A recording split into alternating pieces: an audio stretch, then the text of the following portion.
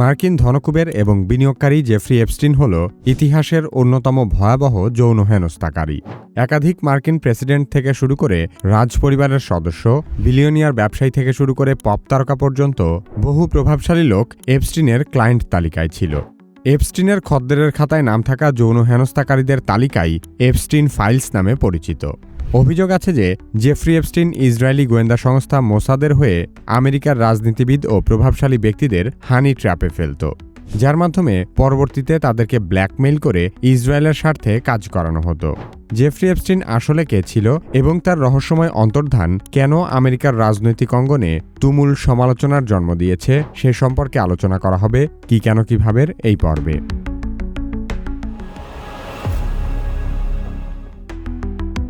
Jeffrey Epstein 1970-এর দশকে একটি স্কুলের শিক্ষক হিসেবে কর্মজীবন শুরু করে, কিন্তু খুব অল্প সময়ের মধ্যেই সে শিক্ষকতা পেশা ছেড়ে দিয়ে বিনিয়োগ ব্যাংকিংয়ে চলে যায়। প্রথমে সে ব্যাংকে কাজ করলেও পরবর্তীতে 1982 সালে নিজের বিনিয়োগ প্রতিষ্ঠান গড়ে তোলে।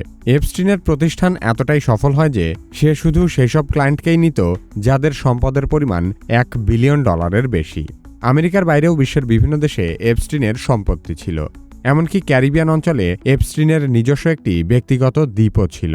বাস্তবে এই প্রভাব ও সম্পদের আড়ালে এপস্টিন বহু বছর ধরে অপ্রাপ্তবয়স্ক কিশোরীদের যৌন নিপীড়ন ও পাচারের একটি সংগঠিত নেটওয়ার্ক পরিচালনা করত।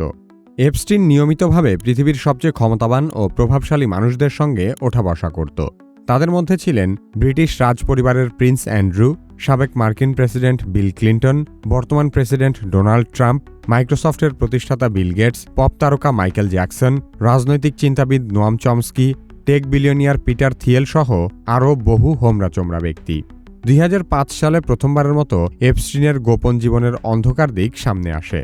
কয়েকজন অপ্রাপ্তবয়স্ক মেয়ে তার বিরুদ্ধে অভিযোগ আনে যে এপস্টিন 14 বছর বয়সী কিশোরীদের যৌন শোষণ করত। আরও গুরুতর অভিযোগ হল এপস্টিন তার ব্যক্তিগত বিমানে বিলিয়নিয়ারদেরকে তার ব্যক্তিগত দ্বীপে নিয়ে যেত এবং সেখানে পাচার করা কিশোরী মেয়েদেরকে তার ধনকুবের বন্ধুদের সাথে রাত্রিযাপন করতে বাধ্য করত। এপস্টিনের বিরুদ্ধে শক্তিশালী প্রমাণ থাকার পরও 2008 সালে তাকে মাত্র 13 মাসের হালকা সাজা দেওয়া হয়। সে সময় এপস্টিন তার প্রভাবশালী নেটওয়ার্ক ব্যবহার করে মার্কিন বিচার ব্যবস্থায় কারসাজি করেছিল। 2018 সালে সমগ্র বিশ্বে যৌন হেনস্থার বিরুদ্ধে মি টু আন্দোলন শুরু হয়। তখন জেফ্রি এপস্টিনের কুকীর্তি আবারও নতুন করে সবার সামনে উঠে আসে। মি টু আন্দোলন থেকে অনুপ্রাণিত হয়ে আরও অনেক নারী এপস্টিনের বিরুদ্ধে অভিযোগ তোলে। এপস্টিনের বিরুদ্ধে একের পর এক অপ্রাপ্তবয়স্ক মেয়েদের বিদেশে পাচার হওয়ার গুরুতর অভিযোগ আসতে থাকে। যত বেশি ঘটনা সামনে আসছিল, বিষয়টি ততই ঘৃণ্য আর ঘোলাটে হয়ে উঠতে থাকে। 2019 সালে মামলার প্রক্রিয়া চলমান থাকা অবস্থায় নিউ ইয়র্কের একটি কারাগারে এপস্টিনের মরদেহ পাওয়া যায়। বলা হয় সে আত্মহত্যা করেছে।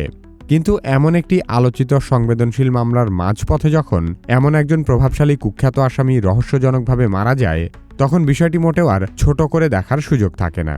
এই ঘটনার পরপরই পুরো আমেরিকা বিশ্বাস করতে শুরু করে জেফ্রি এপস্টিনের কেলেঙ্কারির পেছনে নিশ্চয়ই কোনো না কোনো গভীর রহস্য আর ষড়যন্ত্র আছে। সন্দেহ, প্রশ্ন আর অবিশ্বাসে তখন গোটা আমেরিকা উত্তাল হয়ে ওঠে। এপস্টিনের মৃত্যুর কয়েক সপ্তাহ পর একজন ফরেনসিক প্যাথোলজিস্ট জানান এটি আত্মহত্যা নয়, বরং হত্যাকাণ্ড। তার মতে এপস্টিনের গলার হাড়গুলো ভেঙে গিয়েছিল, যা ইচ্ছাকৃতভাবে শ্বাসরোধ করে হত্যার ইঙ্গিত দেয়। একই সময়ে জানা যায় যেদিন রাতে এপস্টিন মারা যায় সেদিন তার সেলের কাছে সিসিটিভি ক্যামেরা কাজ করছিল না, এমনকি সেদিনের ফুটেজও হারিয়ে গেছে। শুধু তাই নয়, বিচার বিভাগ ওই সপ্তাহের যে ফুটেজ প্রকাশ করেছিল সেখানেও পুরো 1 মিনিটের ফুটেজ গায়েব ছিল। আরও অস্বাভাবিক বিষয় হল এপস্টিনের মৃত্যুর ঠিক একদিন আগে তার কারাগারের সেলমেটকে সেল থেকে সরিয়ে নেওয়া হয়েছিল। ওই দিন কেন জেফ্রি এপস্টিনকে তার সেলে একা রাখা হয়েছিল, সে রাতে কে ডিউটিতে ছিল, কে প্রথম এপস্টিনের মরদেহ দেখেছিল, এসব সাধারণ প্রশ্নেরও কোনো পরিষ্কার উত্তর পাওয়া যায়নি। সবচেয়ে প্রচলিত ধারণা হল এপস্টিনের খদ্দেরের তালিকায় থাকা একাধিক মার্কিন প্রেসিডেন্ট সহ বহু প্রভাবশালী ব্যক্তির স্বার্থ রক্ষার জন্যই হয়তো জেফ্রি এপস্টিনকে হত্যা করে আত্মহত্যার নাটক সাজানো হয়েছে। জেফ্রি এপস্টিন এবং তার সঙ্গী ঘিসলেন ম্যাক্সওয়েল আমেরিকান প্রভাবশালী ব্যক্তি এবং তাদের হানি ট্র্যাপ বা যৌন ফাঁদে ফেলে তাদের গোপন ভিডিও ও তথ্য সংগ্রহ করত, যাতে ভবিষ্যতে তাদের ব্ল্যাকমেইল করা যায়। এপস্টিনের মৃত্যুর পর ঘিসলেন ম্যাক্সওয়েলের ২০ বছরের সাজা হয়, কিন্তু আমেরিকার সাধারণ জনগণ তখনও বিষয়টি ভুলে যাওয়ার জন্য প্রস্তুত ছিল না। বরং এই কেলেঙ্কারিতে আরেকটি গভীর রহস্যজনক অধ্যায় আবিষ্কারের ইঙ্গিত পাওয়া যায়। আর সেই ভয়ঙ্কর অভিযোগটি হল জেফ্রি এপস্টিনের পুরো কার্যক্রমের পেছনে নাকি ইসরায়েলের গোয়েন্দা সংস্থা মোসাদ কাজ করেছে। বলা হয়, এপস্টিনের অঢেল সম্পদ, তার অস্বাভাবিক প্রভাব এবং যুক্তরাষ্ট্রের আইনি ব্যবস্থাকে বারবার ফাঁকি দেওয়ার ক্ষমতা সম্ভব হয়েছিল শুধুমাত্র প্রভাবশালী আমেরিকানদের ডার্টি সিক্রেট জানার জন্য। কারণ এপস্টিন প্রকাশ্যে বিলিয়নিয়ারদের অর্থনৈতিক উপদেষ্টা হিসেবে কাজ করলেও বাস্তবে সে মোসাদের এজেন্ট হিসেবে তার ক্লায়েন্টদের হানি ট্র্যাপে ফেলে ব্ল্যাকমেইল করত। সমালোচকেরা বলেন, মোসাদের সহায়তা ছাড়া তার মতো একজন সাধারণ স্কুল শিক্ষক কিভাবে রাতারাতি বিলিয়নিয়ারে পরিণত হতে পারে। দেশ বিদেশে তার বিলাসবহুল সম্পত্তি এবং প্রভাবশালী ব্যক্তিদের সাথে তার যোগাযোগও বা কিভাবে শুরু হয়েছিল। ষড়যন্ত্র তত্ত্বে বিশ্বাসীরা বলেন, বহু বছর ধরেই ইসরায়েল এভাবে ব্যাক চ্যানেলে ব্ল্যাকমেইল করে আসছে। বর্তমানে আমেরিকান রাজনীতিতে ইসরায়েলের যে প্রভাব, তার পেছনে এই কৌশল বিরাট ভূমিকা রেখেছে। সত্যিকার অর্থে আমেরিকান রাজনীতিবিদরা যতটা না আমেরিকার প্রতি দায়বদ্ধ, তার চেয়েও অনেক বেশি ইসরায়েলের পক্ষে কাজ করে। ইসরায়েল যা বলে আমেরিকা তাই করে। ইসরায়েল যে চুক্তি করতে বলে আমেরিকা সেই চুক্তি করে। ইসরায়েল যে চুক্তি ভঙ্গ করতে বলে আমেরিকা সেই চুক্তি ভঙ্গ করে। ডেমোক্র্যাট বা রিপাবলিকান যে দলেরই হোক না কেন, মার্কিন কংগ্রেসের প্রায় সব রাজনীতিবিদই ইসরায়েলের স্বার্থ রক্ষা করে চলে। অনেকেই বলেন এর পেছনে আর্থিক এবং ধর্মীয় কারণ জড়িত, কিন্তু সত্যিকার অর্থে ইসরায়েলের প্রতি যে মাত্রার আনুগত্য দেখা যায় তার পেছনে নিশ্চয়ই অন্য কোনো গভীর কারণ রয়েছে।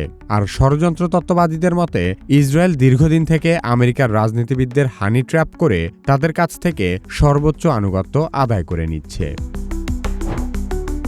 দ্বিতীয় মেয়াদে ক্ষমতায় আসার আগে ডোনাল্ড ট্রাম্প বলেছিল তিনি প্রেসিডেন্ট হলে জেফ্রি এপস্টিনের ক্লায়েন্ট তালিকা প্রকাশ করবে এবং শিশু নিপীড়নের সঙ্গে জড়িতদের জেলে পাঠাবে।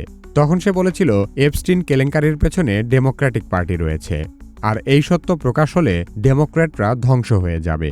যুক্তরাষ্ট্রের অ্যাটর্নি জেনারেল পাম বন্ডি বলেছিল এপস্টিনের ক্লায়েন্ট তালিকা তার টেবিলেই রয়েছে। এফবিআই পরিচালক ক্যাশ প্যাটেল এবং ডেপুটি পরিচালক ড্যান বঙ্গিনোও বলেছিল তারা এপস্টিন ফাইল প্রকাশ করবে। কিন্তু পরবর্তীতে ট্রাম্প দাবি করে এপস্টিন ফাইলের কোনো অস্তিত্বই নেই।